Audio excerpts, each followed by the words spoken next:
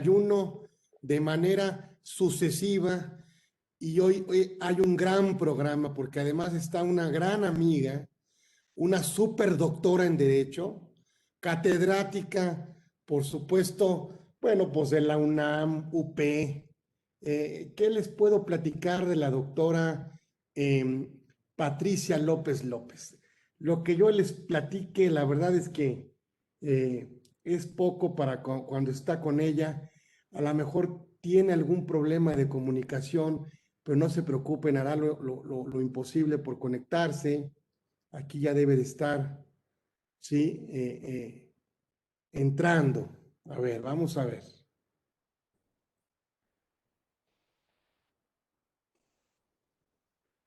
Sí, todavía Creo no que la ahí vemos, no la visualizamos. ahí ya tengo abierto el Ahí estás, micrófono y el doctora. audio. Ya, según yo, sí. Yo no me veo a mí misma, pero espero que sí me vean.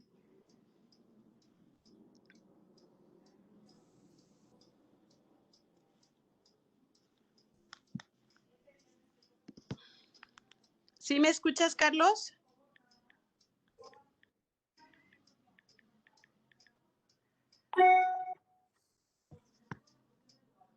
Ya. ¿Ya? Ya vemos, doctora. Ahí estamos perfectos. Ah, ok. Entonces ahí no me muevo. Muchísimas gracias. Ahí no, ahí no me muevo. Y Ya. entonces, bueno, pues, por supuesto, sí me gustaría, sí, sí me gustaría, por supuesto, hablar de la doctora Patricia López López, porque bueno, además de que es doctora en Derecho por la Universidad Panamericana, aprobada con mención honorífica en 2014, ¿sí? Aptitud en el examen de suficiencia de investigación de doctorado en Derecho Tributario en la Universidad de Salamanca, España, en 2008, siendo doctoranda para dicha universidad, especialidad en Derecho Tributario Internacional, estudios concluidos de doctorado en Derecho Tributario en periodo de docencia, así como una especialización en Derecho Tributario, realizando todo ello en la Universidad de Salamanca. Entonces, es un privilegio, créanme, es un privilegio tenerla con nosotros en este programa 31. No sé si tenga algún problema para conectarse, pero ahí ya escuchamos, Patti, ahí estás. Yo te veo a ti perfecto. Yo no sé si yo me veo, pero digo, eso es lo de menos. La cuestión es que puedan escucharme. Con eso estoy conforme. Adelante, es tu casa. Hoy tenemos otra anfitriona. No llega de invitada, no llega de invitada. Llega a su casa y la casa está abierta, señores. La doctora Patricia López López está con nosotros. Bienvenida y adelante. Muchísimas gracias, qué amable, Carlos, como siempre agradeciéndote a ti, a Grupo Orfe, a tu generosidad que nos obsequias a todos aquellos que tenemos por gusto el derecho fiscal, los temas de finanzas nacionales, los temas que son hoy y cada día lo vemos el elemento más importante en el escenario nacional. Es un gusto para mí, lo sabes, es un orgullo y todo el cariño que tengo hacia ti y el reconocimiento personal y profesional, sabes que es patente mi reconocimiento hacia ti. Bueno, en esta ocasión decidimos tomar un tema que decimos está muy en boga, es hacia un nuevo pacto fiscal.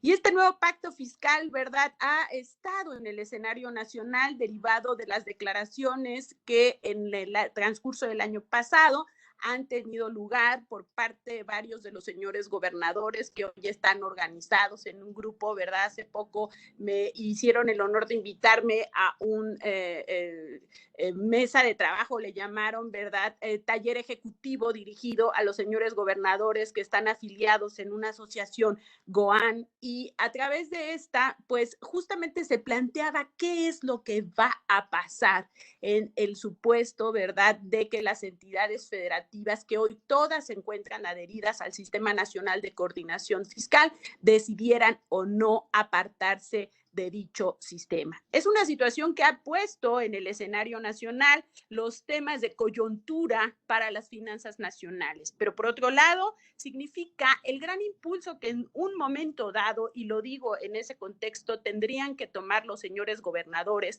para retomar uno de los temas más importantes que recae en la materia tributaria, que lo constituiría el ejercicio de la potestad tributaria para pretender saldar los hoyos, por así llamarle en un lenguaje muy llano, de recursos económicos de los que ya no dispondrían en un momento dado de apartarse del sistema.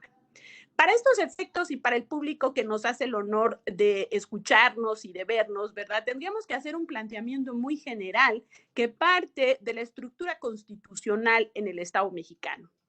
Y partiríamos justamente del reconocimiento del sistema federal que se encuentra determinado para el Estado mexicano, en el que se reconoce a las 32 entidades federativas, y aquí sí muy específicamente bajo el concepto de entidad federativa, porque para efectos de la Ley de Coordinación Fiscal, justamente el artículo primero en su párrafo segundo dice: para los efectos de esta ley serán consideradas entidades federativas, incluido en este caso, aun cuando la reforma del pasado 29 de enero del 2016 aún no llega a aterrizar a la Ley de Coordinación Fiscal, lo consideran entidades federativas y habla aún del otrora Distrito Federal. Bajo esta consideración y retomando los principios del sistema federal reconocido en el artículo 40 constitucional, advertimos que ese elemento sobre el cual subyace la construcción del Estado mexicano, pues está justamente en el concepto de un sistema federal. Y ahí retomo unas palabras y unos conceptos que me gustan mucho de un politólogo belga, Lerners, que dice que el federalismo se basa sobre tres ejes fundamentales. El primero, ¿verdad? Que exista más de un nivel de gobierno, y ese elemento, desde luego, que lo cumple el Estado mexicano porque tiene sus niveles subnacionales, a saber, el Estado federado, acto posterior los niveles subnacionales, y desde la perspectiva del artículo 31, fracción cuarta, pues con tres niveles. ¿Por qué razón? Porque habla de federación, estados, municipios, y agrega uno cuarto, ¿verdad?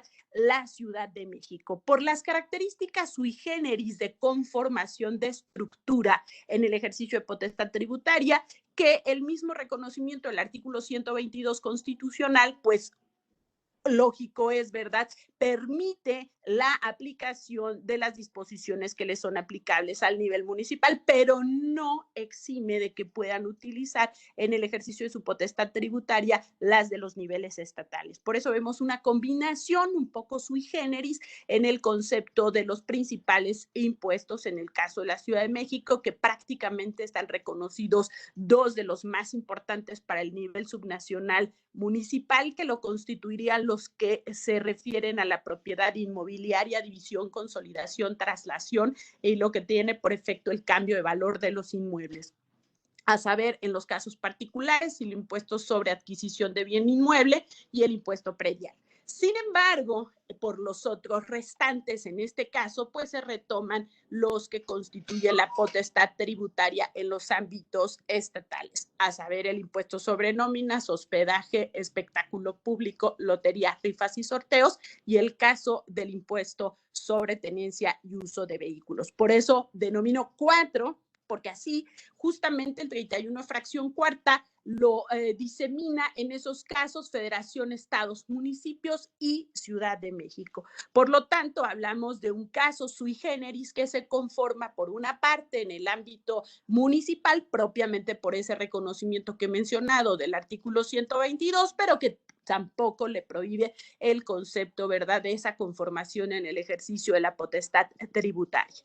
Partiendo de ello, entonces, tendríamos que hacer una referencia al gran tema que la Corte, desde hace muchísimos años, en un gran precedente, ¿verdad?, de 1995, que después nos obsequia en el libro Distribución Constitucional para decretar impuestos, le llama a este gran tema ese reparto de atribuciones que recaen en los diferentes niveles de gobierno que conforman al Estado mexicano. Y eso nos hace reconocer entonces la segunda premisa que establece Lerners para que exista federalismo. ¿Cuáles? Dice, para que exista federalismo es necesario que en el ordenamiento fundacional del Estado se establezcan las competencias que a cada orden de gobierno le competen. Y entonces, justamente, ese federalismo recoge esos elementos en el ordenamiento que es la Constitución, y ahí es un reparto de atribuciones que primigeniamente las encontramos a partir del artículo, obviamente la piedra angular de cualquier sistema federal, que en el caso muy particular del federalismo del cual copiamos, porque así lo señalaban los constituyentes, ¿verdad?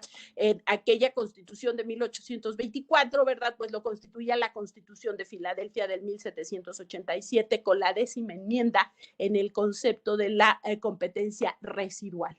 Y ese concepto incluido, ¿verdad?, de la Constitución norteamericana, años posteriores en esa 10ª enmienda, hace referencia justamente al principio que queda depositado en el caso de la Constitución Política de los Estados Unidos Mexicanos en el artículo 124, ¿verdad? Y ahí lo que no corresponde, ¿verdad?, a las autoridades federales se entenderá reservada a los estados. Y eso nos hace después irnos al concepto establecido por el artículo 73, fracción 29.5, párrafo segundo, y me refiero muy específicamente a él, porque con independencia de que en el 73, fracción 29, estén determinadas las atribuciones exclusivas para imponer contribuciones al caso de la federación, el caso específico del párrafo segundo del punto quinto, ¿verdad?, hace referencia a que las entidades federativas participarán de los rendimientos a que se refiere justamente ese punto en los términos que la ley secundaria determine. Y eso nos hace ir justamente al instrumento jurídico que nos estamos refiriendo, que lo constituye justamente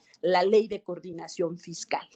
Y ahí justamente deja determinado el concepto de participaciones federales, que eso hace recipiendarios a los niveles subnacionales, en el caso del Estado mexicano, de uno de los elementos importantes que constituye justamente esas finanzas públicas de los niveles subnacionales, sean estados y sean municipios, y los hace recipiendarios justamente de esos primeros recursos, porque acto posterior veremos que también existen otros recursos como los constituyen los fondos de aportaciones del ramo 33, que fueron una modificación posterior al caso específico, ¿verdad?, de las aportaciones a partir del artículo 25, lo que hoy se conoce comúnmente como el ramo 33. Sin embargo, ¿verdad? Y me voy a estacionar aquí un momentito, ¿verdad?, haciendo un paréntesis para pasear rápidamente por los otros dos conceptos que le acompañan en el reparto de competencias desde ese gran tema que es la distribución constitucional. Y eso está determinado por, y es una lógica diferente, por prohibiciones de carácter absoluto y relativo que se encuentran depositadas en los artículos 117 y 118 en el caso de la Constitución, que ahí más bien hacen un elemento a través del cual limitan, ¿verdad?, el ejercicio de ciertas atribuciones para los niveles de los estados, ahí sí muy específicamente hace referencia a la Constitución, 117 y 118, y por último, en el caso del nivel subnacional, el último, ¿verdad?, pero no por ello menos importante, el caso del municipio, en el caso del artículo 115, fracción cuarta. Y ahí en ese 115, fracción cuarta, es donde sí hay un diseño muy específico de la conformación de la estructura de lo que los niveles subnacionales a nivel municipal podrán grabar. Sustento desde luego que lo es, obviamente, para el caso de los gravámenes a la propiedad inmobiliaria, que hace un momento comentaba, de la división, consolidación, traslación, mejora y lo que tuviera por efecto el cambio de valor de los inmuebles.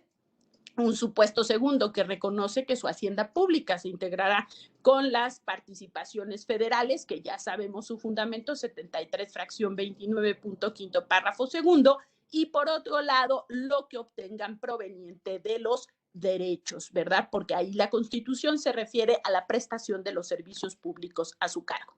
Lejos de hacer, porque nuestro tema es hacia un nuevo pacto fiscal, no quisiera, y así lo he decidido, ¿verdad? Avanzar si no tocamos estos elementos que le dan justamente la base y la estructura en el concepto del federalismo fiscal, que es un tema que se ha colocado en el escenario nacional desde hace muchísimos años, pero que hoy a través de el trato que se han recibido los niveles subnacionales en el Estado mexicano ha orillado justamente a los señores gobernadores, ¿verdad? Que lo empezamos a ver a través de los tres primeros que hicieron las declaraciones, ¿verdad? De a plantear un nuevo pacto fiscal.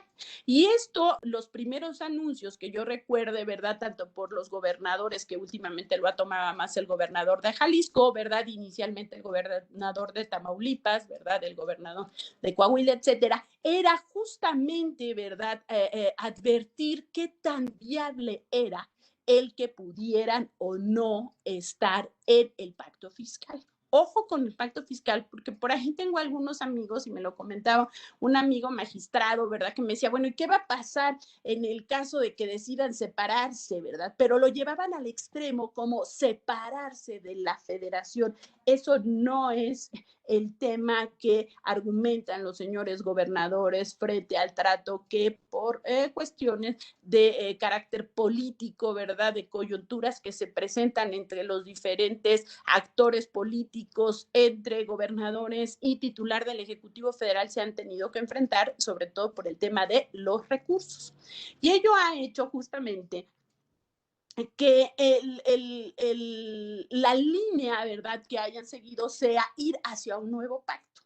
He escuchado y he leído mucho en función a las declaraciones hechas, ¿verdad?, por los actores en el escenario nacional. Y lo primero que plantean, y es un tema que han recogido también con muy buen ánimo los sectores empresariales y sectores académicos en el país, ha sido una necesidad de ir a una nueva convención nacional hacendaria.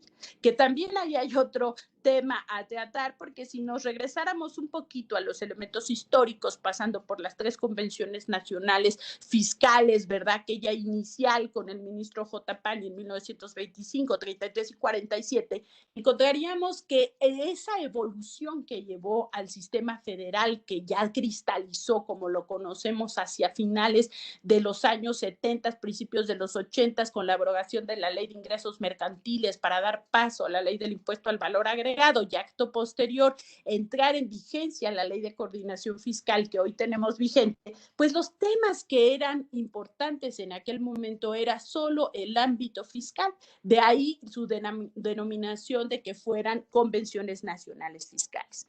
Ya en los tiempos del presidente Fox, hacia la convocatoria de Cuatro Ciénegas, Coahuila, ¿verdad?, hubo el intento de abandonar el concepto fiscal, ¿verdad?, que era nada más en el tema de los ingresos, para avanzar al concepto, ¿verdad?, de una convención nacional hacendaria, recordando los conceptos básicos hacendarios, ¿verdad?, en los cuales pues prácticamente la hacienda pues es ese conjunto de bienes de que dispone el Estado para el cumplimiento de sus fines, ¿verdad? Es ese patrimonio que tiene, que está conformado por muchos más elementos que no solo los ingresos tributarios, y ahí entraría el tema del endeudamiento, ¿verdad?, en sus dos fases, el tradicional, el esquema de bursatilización de deuda, etcétera, y entonces todos los elementos serían muchísimo más vistos en su conjunto, y de ahí la denominación que en tiempos del presidente Fox, a partir de esa convocatoria de Cuatro Ciénegas, Coahuila, pues impulsaran en aquel momento la evolución hacia una convención nacional hacendaria.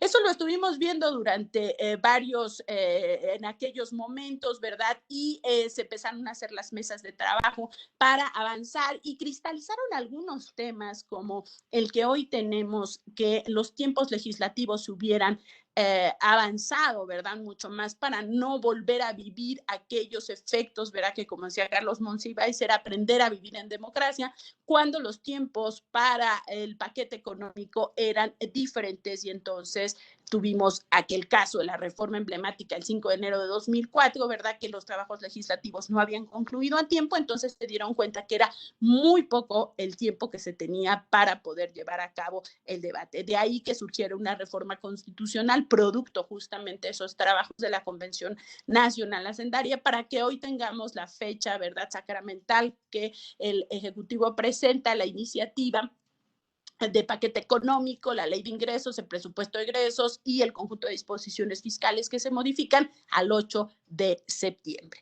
Entonces, la primera idea que estos señores gobernadores, ¿verdad?, al ver las deficiencias en sus haciendas públicas, lanzan justamente ese elemento hacia un nuevo pacto fiscal. Las preguntas a partir de ello son muchas, así como me lo comentaba mi amigo magistrado que me decía, ¿implicará separación de las entidades? ¿Qué efectos, me decía él, tendrá el amparo? Le decía, no, no podemos confundirnos porque aquí solamente es una salida del sistema.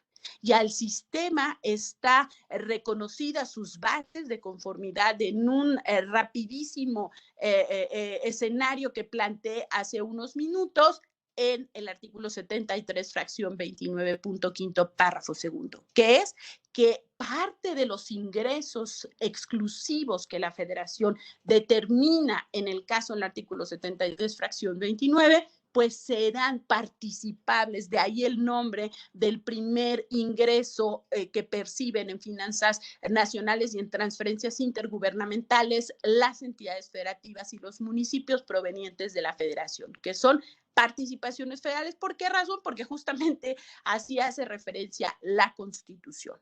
Sin embargo, como dice ese punto quinto, párrafo segundo, serán en los términos que la ley secundaria determine, y la ley secundaria que se encarga de llevar a cabo el reparto a través de fórmulas específicas actuariales en las que juegan ciertos factores de ponderación, ¿verdad?, de trabajo que realizan las entidades federativas, de población en la que hay que dar respuesta, son justamente los que aparecen en la Ley de Coordinación Fiscal. Entonces, el planteamiento de si ¿qué es lo que pasará con las entidades? Pues prácticamente tenemos que verlo en el marco de la Ley de Coordinación Fiscal. Y así la Ley de Coordinación Fiscal en su artículo 10 plantea tanto la llegada y la incorporación, que se conoce como la adhesión, como la salida, que también en el caso de la salida, pues tendrá que, como en el caso, ¿verdad?, de la incorporación, pues ser publicado en el periódico oficial de la entidad federativa. Se aplican los mismos supuestos, ¿verdad? En el caso, ¿verdad?, de que el artículo 10 lo prevé, las entidades que deseen adherirse al sistema nacional para recibir participaciones que establezca la ley, lo harán mediante convenio que celebren con la Secretaría de Hacienda y Crédito Público, que deberá ser autorizado o aprobado por la legislatura. Pero dice también, de igual manera, en caso de separarse del sistema, deberá ser publicado tanto en el Diario Oficial de la Federación como en el propio periódico oficial de la entidad que deje de estar adherida. Pero aquí la pregunta sería, bajo el concepto de nuestro tema que nos ocupa hacia un nuevo pacto fiscal, ¿qué conservarán? ¿Habrá garantías? ¿Qué establece? Hay un elemento que desde la perspectiva del elemento contrastado constitucional versus la propia Ley de Coordinación Fiscal, el último párrafo del artículo 10 les prevé un supuesto, ¿verdad?, como yo le llamo garantía, en el que las entidades que no deseen adherirse, y así lo establece la norma, al Sistema Nacional de Coordinación Fiscal participarán de los impuestos especiales a que se refiere el punto quinto de la fracción 29 del 73. Con ello, ¿qué quiero decir? Si yo veo en la Ley de Coordinación Fiscal cómo se conforma el elemento que les reparten a las entidades federativas, es la recaudación federal participable, a partir de la cual, ¿verdad?, se conforma ese Fondo General de Participaciones con 20% de la recaudación que se obtenga por todos los impuestos, los derechos de extracción de minería, dice la ley, disminuidas las devoluciones. Pero al pasar de los años, ese artículo fue modificado y en una de las reformas también importantes hacia el 9 de diciembre del 2013, ¿verdad?, que coincide con la reforma importante del anterior titular del Ejecutivo Federal, cuando se incorpora el RIF, etcétera, justamente tenemos que también ahí hubo modificaciones importantes y hay una modificación al artículo segundo en el cual también saca ciertos casos. Con ello quiero decir que se ha mermado mucho la base de la cual se obtiene el Fondo General de Participaciones. Y un caso emblemático que tiene como antecedente también los tiempos del presidente Fox, pues lo viene a constituir, que ya no considera los ingresos provenientes, ¿verdad?, del título cuarto, capítulo primero de la Ley de Renta, que me estaría refiriendo básicamente a lo proveniente de los trabajadores de los niveles subnacionales, de los municipios, pero también agrega el caso de la federación. Aquí habría, y yo tendría un comentario muy particular en el elemento de que se disminuyen. ¿Por qué efecto? Pues porque ya se los había dado desde hace muchísimos años también a través de un decreto de estímulos, ese decreto del 5 de marzo también de 2003, en el cual fue un borrón y cuenta nueva para aquellos adeudos que tenían entidades federativas para con la federación, y en aquel momento había significado un elemento importante para aquel titular del Ejecutivo Federal, en el que había tenido que tomar una decisión para sanear las finanzas de los niveles subnacionales, que hasta esa fecha, nos colocábamos en 2000, no habían sido tan relevantes. ¿Por qué razón? Pues porque era una práctica con una misma hegemonía de un partido en el poder, ¿verdad? De nueva cuenta, este tipo de problemáticas y los anuncios que hoy hacen los señores gobernadores a partir de esta administración, pues tienen que ver mucho con los problemas de aprender a vivir en democracia, y que las mismas ideas, ¿verdad?, y los mismos tratos, pues ya no se dan a los gobiernos que pertenecen a los mismos grupos o partidos políticos. Entonces, esto ya había venido gestándose durante muchos años, ¿verdad? Pero vuelve a cristalizar ahora, y entonces los señores gobernadores lo que señalan es primero tratar de convocar, y aquí sí hay mucha aceptación por muchos de los sectores, lo he comentado, tanto a nivel de gobierno como a nivel empresarial, ¿verdad? Ha habido declaraciones por parte de la Coparmex, ha habido declaraciones también por varias instituciones, ¿verdad?, que se convoque a una nueva Convención Nacional Hacendaria. ¿Qué sería? Pues en esa Convención Nacional Hacendaria, pues replantear el sistema, quizá, ¿verdad? Ahí sería la mesa y el elemento específico para plantear una revisión profunda a la ley de coordinación fiscal. Sin embargo, en el marco jurídico que tenemos hoy existente, tendríamos que determinar lo que he mencionado en la garantía establecida, que va un poco más allá en el concepto del artículo 10º, último párrafo de la ley de coordinación fiscal, ¿no? Porque prevé que para esa existencia de la adhesión, dice, habrá entidades que deseen no adherirse al sistema nacional, y entonces que participarán de los impuestos especiales a que se refiere el punto quinto. Con ello quiero decir que no entraría entonces los conceptos que he mencionado hace un momento en el concepto del artículo 2, en el que es mucho más fuerte y mucho más integral la conformación del Fondo General de Participaciones para la obtención de las participaciones, mucho más allá de lo establecido por el artículo 73, fracción 29, que nada más se refiere básicamente a lo que provienen de los especiales, que tiene su fundamento, obviamente, ya de aplicación real en el caso de la ley del impuesto especial sobre producción y servicios. Hasta ahí el primer, digamos, escenario. Ahora, en el taller ejecutivo que me invitaron a participar hace un par de meses, ¿verdad?, por parte del Instituto de Investigaciones Jurídicas, pues se plantearon varios escenarios.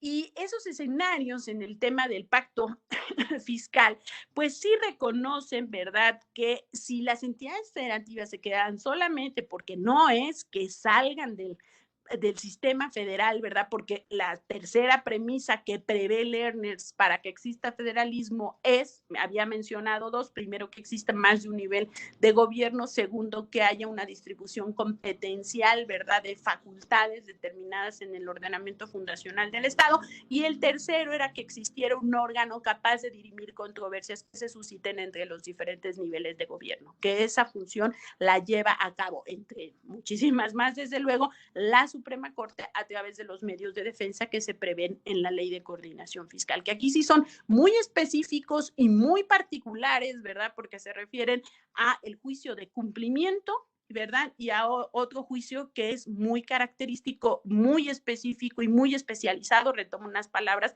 que ayer comentaba con un agente de la Procu Fiscal Federal, ¿verdad?, que serían un medio de defensa específico contra la declaratoria por la que se deja de estar adherido. Que la propia ley de coordinación fiscal refiere que estos medios de defensa se tramitarán en los términos de la ley reglamentaria, las fracciones 1 y 2 de 105 constitucional, que no sería controversia ni acción, sino con la propia denominación que la ley de coordinación les hace mención a aquellos sujetos que puedan, sujetos, no diría tantos sujetos, aquellos destinatarios de esa afectación, porque aquí no vemos hasta este momento particulares, ahí ellos tienen otro medio de defensa que sería el recurso de inconformidad del 11A de la ley de coordinación fiscal, si no me quedaría con el juicio de cumplimiento y el juicio frente a la declaratoria por la que se deja de estar adherida al Sistema Nacional de Coordinación Fiscal. Entonces, ahí vimos que también a esa característica del federalismo que plantea Lerner justamente está representada en el concepto, ¿verdad?, de lo que se tiene diseñado en el Estado mexicano. Entonces, todo está garantizado, podemos así decirlo, ¿verdad? Y están las previsiones dentro del propio ordenamiento que es la ley de coordinación fiscal. Ahora, en este caso, ¿verdad?, no es que dejen de estar adheridas porque sea a título de castigo. Ellos son los que quieren separarse, ¿verdad? Entonces, ¿con qué se quedaría? Pues se quedarían solamente hasta este momento, ¿verdad? Con la garantía establecida a que se refiere justamente el artículo 10. Pero diríamos, ¿y qué pasaría con los demás recursos? Hay muchos recursos provenientes de estar incorporados al sistema. Aquí menciono los primeros, obviamente, correlacionándolo con su fundamento constitucional, como lo es el artículo 73, fracción 29, que da origen a las participaciones federales, que serían las primeras transferencias intergubernamentales que en un sistema federal se transfieren del sistema, digamos, del centro hacia los niveles subnacionales. Pero también habría otros, como son los fondos del ramo 33, y esos fondos del ramo 33 pues merecen también un tratamiento específico, ¿verdad? Porque son a través de los cuales se crearon ya a finales, ¿verdad?, de los años 80, perdón, de los 90, para dar justamente un paso hacia un federalismo diferente, que sería un federalismo que tiende a la descentralización del gasto. Y se crearon aquellos fondos, ¿verdad? Recuerdo las dos principales elementos de transferencias intergubernamentales en este caso, que serían a los sectores de salud y educación, que también hemos visto una gran evolución en este tiempo, ¿verdad? Porque inicialmente pues estaban los dos básicos, el Fondo de Aportaciones a la Educación Básica, ¿verdad?, el famoso FAEP, que se transforma también en la reforma 2014 al Fondo Operativo de la Nómina Educativa, y también teníamos los de fondos de salud, acompañados de otros como el Fondo de Aportaciones a la Infraestructura Social, ¿verdad?, el FAISO, el FOSEC para temas de seguridad, etcétera. Esos recursos también se verían mermados en caso de una separación del pacto fiscal. Pero adicionalmente tendríamos que hay varios recursos que las entidades federativas obtienen por coadyuvar a el trabajo que le compete a la federación. Esto lo vemos materializado en el segundo instrumento jurídico básico de la coordinación fiscal, que lo constituyen los convenios de colaboración administrativa. Y en esos convenios de colaboración administrativa hay muchos, a partir de la reforma 2014, cambian ya con el carácter muchos de incentivos provenientes de la colaboración administrativa. Recuerdo ahí, tenemos el caso del valor de incentivo económico, el denominado VIE, ¿verdad?, por el cual trabajan las entidades federativas a efecto de que parte del trabajo que coadyuvan a hacer a la federación en cuanto a las facultades de determinación, comprobación, ejecución y sanción que realizan como actividades coordinadas, y que en el contribuyente de a pie pues se conoce mucho, ¿verdad?, a partir de ese reconocimiento que da el artículo 14 de la Ley de Coordinación Fiscal, ¿no? Ahí hay una transfiguración que nosotros siempre, estudiosos de la materia fiscal, pues tenemos presente, ¿verdad? ¿Por qué razón? Porque en muchas de las ocasiones conocemos actividad de recaudatoria, determinadora y de ejecución de los niveles subnacionales, ¿verdad?, pero llevada a cabo a través de lo que establece el artículo 14, que sean autoridades fiscales locales que fundan sus actos en disposiciones federales. Y dice la ley, por ese solo hecho se transforman en federales. Entonces, a las entidades que de hecho están prácticamente todas coordinadas en colaboración administrativa, por ese trabajo que realizan, les significa recursos adicionales a través de incentivos, ¿verdad? El que tengo mayormente presente, que es el que pega más, y tuvo una modificación para haberse cambiado del anterior POA al valor de incentivo económico, pues lo constituyen esos recursos. Y cuando vamos y trabajamos a veces con los niveles subnacionales, sobre todo en capacitación y en temas, ¿verdad?, del día a día de las administraciones en los niveles estatales, pues vemos mucho qué tanta importancia le ocupa a las secretarías de finanzas de las entidades federativas el trabajo que realizan para con la federación. Y realmente por muchos, ¿verdad?, lo he visto en el caso de Quintana Roo, lo he visto SATCU, lo he visto en el caso de Cifiplan, en el caso de Oaxaca, ¿verdad? Mucho mayor es el empeño que se pone por el trabajo en la colaboración administrativa, inclusive antes que el que corresponde al nivel propio. ¿Por qué razón? Porque no solamente obtienen los recursos, ¿verdad? Y tienen ciertos tratamientos específicos en colaboración administrativa, en algunos casos para quedarse directamente con las funciones que realicen, como por el elemento que juega en su favor a través del valor de incentivo económico. Entonces también perderían ese tema de los incentivos, traerían también afectación, ¿verdad? Porque la base no sería la misma, como ya lo comentamos en participaciones, pero adicionalmente también pegaría en los fondos del ramo 33. Ello hace que el escenario para los señores gobernadores en un concepto hacia un nuevo pacto fiscal sea un elemento que se tenga que plantear y consideraría yo más en el escenario de una Convención Nacional Hacendaria, porque dejaros salirse del sistema en los términos previstos que están hoy en la ley significaría un costo muy grande, ¿verdad? El no tener, ¿verdad?, los recursos provenientes de la federación vía transferencias intergubernamentales y restaría mucho entonces, ¿verdad?, para poder determinar el ejercicio real, que durante muchos años creo que eso ha sido un tema de opacidad en los niveles estatales, ¿verdad?, para el ejercicio pleno de la potestad tributaria. Lo hemos visto cuando hemos tenido casos como la abrogación de la ley del impuesto sobre tenencia y uso de vehículos, ¿verdad?, en el que haber dejado libre el hecho imponible por parte de la federación hizo que no todos los gobiernos de los estados, muchos temas por temas de costo político, ese caso lo vimos en el tema de Morelos con el gobernador Graco, ¿verdad?, pues no decidieran ir al impuesto a la tenencia y se dieran otros casos en los cuales pues los propios niveles que se encontraban cerca pasen el caso metropolitano entre el Estado de México, el Estado de Hidalgo y la Ciudad de México llegaran a un consenso, ¿verdad?, para no tener, no puedo decir competencias desleales ni mucho menos, ¿verdad?, pero para no generar diferencias en el tema de los gravámenes que tenían que ir. Pero esto cuesta mucho, ¿verdad?, porque hay que poner consensos en la mesa para saber y poder determinar, ¿verdad?, las decisiones que durante muchos años han quedado en la opacidad por los señores gobernadores, simple y sencillamente porque hay una preferencia a ser recipientarios de transferencias intergubernamentales y una dependencia, diría yo, bastante pronunciada de la federación hacia los niveles subnacionales en el Estado mexicano. Eso ha generado justamente el no crecimiento, algunos demandan mucho en ese foro que me tocó acudir y que he comentado tanto. Había una propuesta por ahí, creo que la traía alguno de los organismos de colegiación de abogados, ¿verdad?, de incentivar que el tema del cobro de la imposición en el impuesto predial la asumieran los niveles estatales. A mí ya no me parecía tan novedoso. ¿Por qué razón? Porque ya la propia ley lo había contemplado, la ley de coordinación fiscal, en la medida que hace elegibles a los municipios, en la medida que hayan suscrito un convenio de asunción de cobro del impuesto predial. Y para los municipios, desde que se incorporó, ¿verdad?, era muy atractivo. ¿Por qué razón? Porque si suscribían, los hacía municipios elegibles y juegan con un elemento de ponderación mucho más importante en la fórmula del artículo 2A.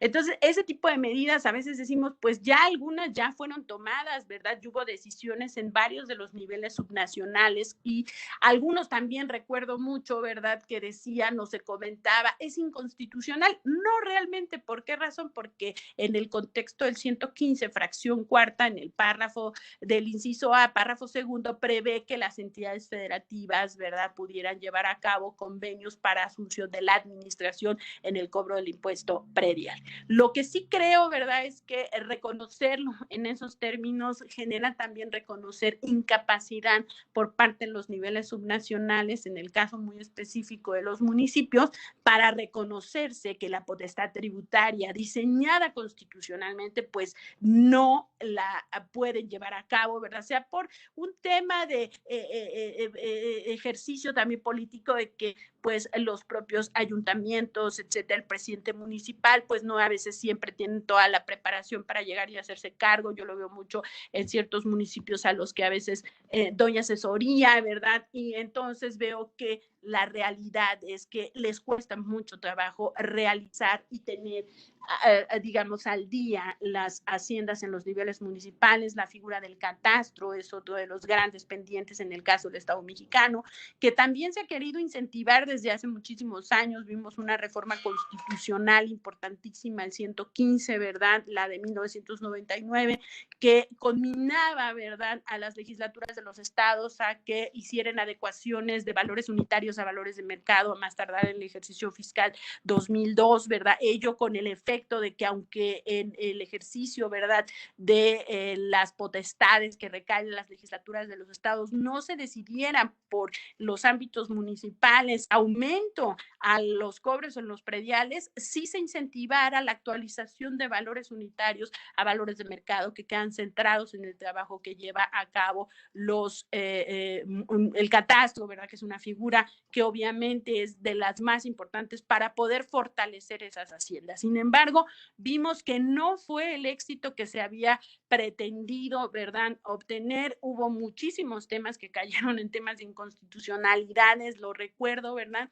Y no fue quizá la mejor decisión para conminar a hacer modificaciones que tuvieran por efecto el fortalecimiento de las haciendas municipales. Creo que sí debe ser ese hacia un pacto fiscal, un replanteamiento en una convención nacional hacendaria en la que sobre todo se pongan sobre la mesa el ejercicio real de las potestades tributarias en los niveles estatales y en los niveles municipales, realmente con esa asunción de responsabilidad que recae en ese reparto de distribución competencial a que se refiere la Constitución. Ahora, hay temas muy novedosos también que no podemos soslayar. Hubo una controversia constitucional súper importante resuelta el año pasado, la 56-2017, perdón, 2019 fue, en la cual eh, eh, yo diría que es una gran oportunidad para las haciendas públicas de los niveles estatales. No habíamos visto el tratamiento, ¿verdad?, a esta controversia 56-2017, ¿verdad?, de las sesiones emblemáticas del 11 de febrero de 2019, del 7 y del 11, ¿verdad?, en el que a la Corte le mereció el análisis de los impuestos ecológicos que ya habían sido legislados en el caso del estado de Zacatecas, ¿verdad? Y el trabajo que hizo la Corte justamente para el análisis, que lo primero que tenía que discernir era si eran sanciones o realmente cumplían con un efecto de resarcimiento del daño. En el caso de los impuestos ecológicos, creo que el trabajo está hecho y sobre esos elementos de potestades tributarias pudieran ahondar justamente las entidades federativas hoy que son tan ávidas de recursos, pero creo que todo en el escenario de una convención nacional hacendaria que implique a todos los niveles de gobierno y a los sectores que están involucrados. Y solo así creo que podría ser una toma de decisión de ir hacia un nuevo pacto fiscal en el sentido que lo han manifestado los señores gobernadores y fuera un tema de separación. Y ojo que vuelvo a retomar el concepto, no es separación de la federación, es solo una separación del Sistema Nacional de Coordinación Fiscal, que eso queda debidamente previsto en las disposiciones que hasta hoy tenemos vigentes en el caso de la Ley de Coordinación Fiscal. Pero sí es un elemento de repensamiento. Sugerencias, creo que hay varias, ¿verdad? Pero tendría que tener ese ánimo también para salir de la opacidad y hacer un verdadero esfuerzo en el ejercicio de las potestades tributarias que tienen los niveles estatales. Carlos, no sé si quieras y comentar algo.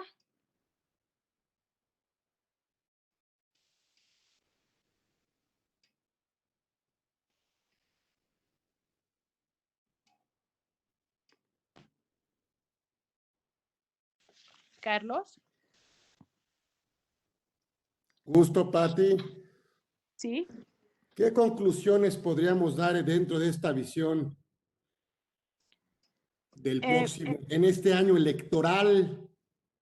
Pues mira, mucho está centrado sobre la decisión que tomen los gobernadores, ¿no? Si siguen propugnando por una separación del sistema, pues primero hay un costo importante porque lo mencioné mucho a lo largo de esta síntesis, el tema resulta complejo y es a veces un poco difícil plantearlo. En una hora he hecho un gran esfuerzo para tratar de dar las pinceladas más generales, primero de dónde están las bases, que es el sistema federal, y entendería yo que solamente que concurran todos los sectores, ¿verdad?, a hacer un planteamiento o de una nueva distribución. El fallo de la Corte en los impuestos ecológicos deja uno de los presentes más importantes y se lo debemos al Estado de Zacatecas, porque él fue el único. No hemos visto creaciones de nuevos impuestos en muchos años y ellos apostaron por un impuesto de carácter ecológico y la ventaja que tiene acudir, digo, que no lo quisieron llevar ellos propiamente, sino la federación a una controversia y una acción, es que si alcanzan mayoría calificada de 8 votos, lo que dijo la Corte ya tiene los efectos de generalidad. Y ese elemento pues les da una cartera, yo diría, abierta y validada por el Poder Judicial para repensar los hechos imponibles sobre los cuales podría recaer. Porque la imaginación del legislador en el ámbito de las entidades federativas, desde luego que es muy poco y es muy pírrico. Vemos con tibieza el impuesto sobre nóminas, que es el rey en los niveles estatales, ¿verdad? Lo que grava la erogación al trabajo personal subordinado en algunas entidades, caso el Estado de México en el 56 lo tenemos, pero no califica la subordinación. Ahí vemos que hay esquemas de planeación para saber dónde te conviene más establecer una sucursal, establecer una empresa. Digo, lo vemos en los corporativos grandes. Nestlé lo tienes aquí en la ciudad y la parte restante lo tienes en el Estado de México, y la configuración de los hechos imponibles es diferente a saber si uno castiga la erogación al trabajo personal subordinado, y en el caso de las plantas que se encuentran en el Estado de México lo tienes contra el caso del hecho imponible, erogación al trabajo personal sin calificar la subordinación, y traes elementos de extraterritorialidad y traes elementos de que si no das a conocer el monto de la nómina, entonces te van a aplicar a valor factura descontándote el IVA. Entonces, hay un elemento en el que sí hay diseño, pero son escasos, muy escasos en el caso, por ejemplo, del impuesto sobre nóminas, ¿no? Es muy. Hospedaje es otro de los grandes que ha pegado mucho con los casos de plataformas electrónicas a través de Airbnb, que los propios niveles subnacionales han tenido que hacer frente. Caso de Quintana Roo, a través de su figura de SATQ, ha tenido que tomar decisiones específicas para saber, ¿verdad?, y sentar a las plataformas electrónicas a través de esta contratación de otorgamiento, uso, goce temporal de bienes, que le ha pegado mucho al sector turismo. Y también el caso de la ciudad, pero no es el común, y ves eso, ves tenencia con una opacidad en que en unas entidades sí y en otras no, y eso le costó un elemento importante de pérdida de recursos provenientes de la coordinación fiscal a los niveles estatales. Y los otros me quedo con loterías, rifas y sorteos y con espectáculos públicos. Prácticamente es nada, y hay entidades federativas que tienen una dependencia de transferencias intergubernamentales, casos muy específicos en estados del sur, del 96%. ¿Y Entonces, el predial?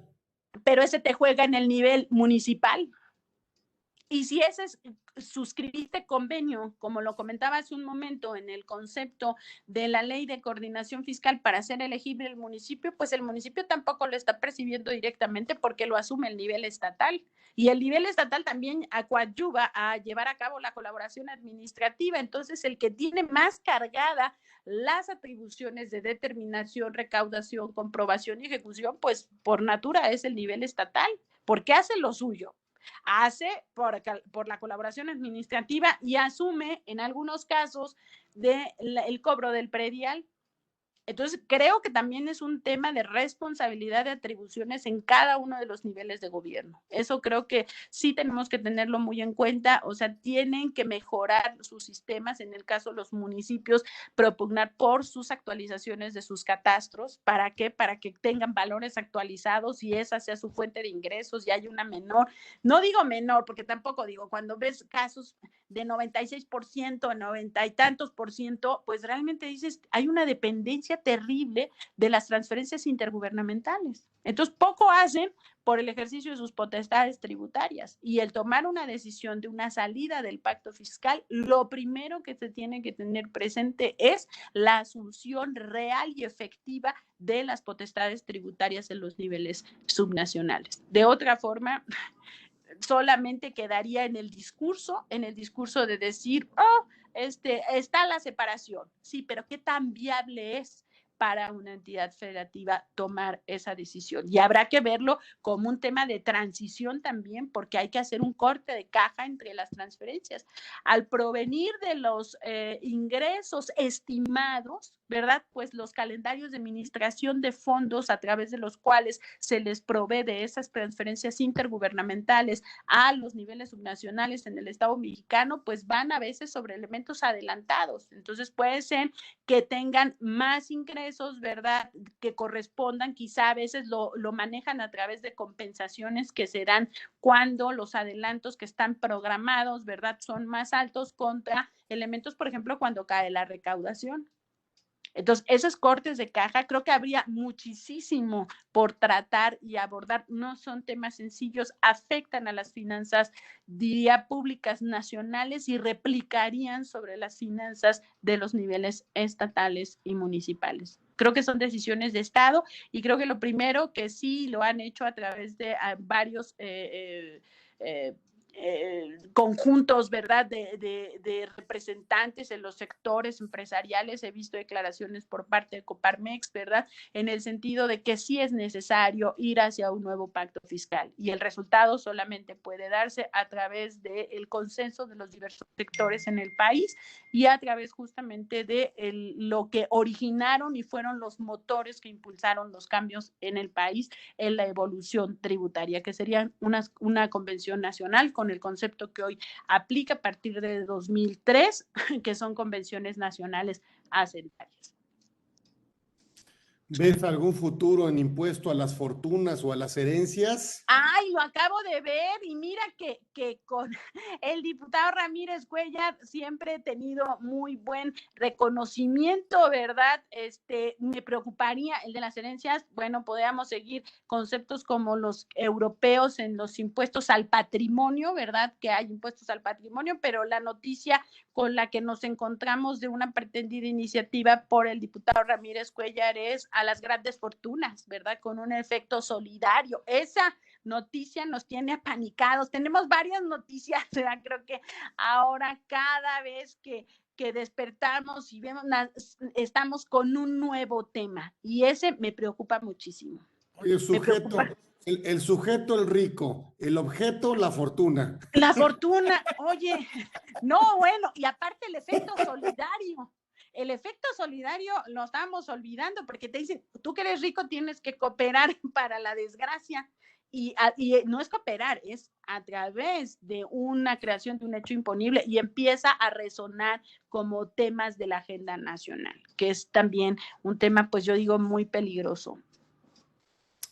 Riquísimo, mi doctora, como siempre, pedazo de abogada que tuvimos hoy en este programa. Fue un gran miércoles. Este programa 31 será inolvidable con esta estructura de tema, con esta visión que seguramente estaremos hablando mucho de esta visión de futuro hacia un pacto fiscal. Y qué mejor que Pati López López, doctora, superdoctora, no sé cuántos doctorados, ¿no? Ya no sé si es doctora, megadoctora, ultradoctora, pero en fin, nosotros en Conversando con Orfe nos sentimos muy privilegiados, muy honrados y muy agradecidos contigo por habernos dado este tema tan difícil, pero que lo haces tú fácil, y lo haces resumido, y yo creo que hacia allá vamos, no es un tema de, yo creo que le convendría al país no depender tanto del papá gobierno, ¿no? Que Porque recaude habría y que mayor luego nos dé. independencia en la toma de decisiones. Creo que los federalismos en el mundo, si vemos las experiencias en el caso de uno de los grandes federalismos a seguir, que es el caso alemán, hay muchísima más independencia entre la figura que lleva a cabo el Bundesrat con la figura que tienen los Landers y los niveles municipales que están en el caso de los Landers, es un federalismo mucho más acuñado, hay muchas más libertades y también hay una toma de decisiones mucho más apartadas del nivel del centro, y eso creo que hoy día es cada vez más necesario. Pues muchas felicitaciones en el chat, y yo me siento a partir de la amistad que tengo contigo muy agradecido. Sabes que te quiero y te respeto, y que esta Muchísimas siempre será tu gracias. casa, nunca serás invitada. Mandamos el flyer así porque así está diseñado, pero el flyer tenía que haber dicho anfitrión, y está en casa la doctora Patricia López López, estuvo en casa aquí en Conversando con Orfe. No vino como invitada, vino como anfitriona. Entonces nos vemos próximo miércoles de 3 a 14 aquí en Conversando con Orfe. Hoy fue un gran programa, no se pueden quejar. Tuvimos el pedazo de abogada que tuvimos hoy y nos dio una clase de esto, y todo nuestro agradecimiento. Le vamos a mandar un reconocimiento ahí, aunque sea virtual, para efectos de materialidad. Entonces, Siempre. ahí lo tenemos, ¿verdad, Hugo? Ahí lo tenemos, el reconocimiento, para que no diga que es mentira. Si no va a decir exacto, oye, Bueno, ¿qué pasó? Ok, entonces se lo vamos a mandar, por supuesto, pero hoy me voy muy contento. Gracias a los que se conectaron con nosotros, confiaron en nosotros. Hoy tuvimos un gran programa. La doctora Patricia López López estuvo con nosotros y no estuvo de invitada, estuvo de anfitriona. Gracias, hasta luego. Próximo miércoles gracias. de 3 a Hasta 14. Luego. Gracias. Gracias, bye.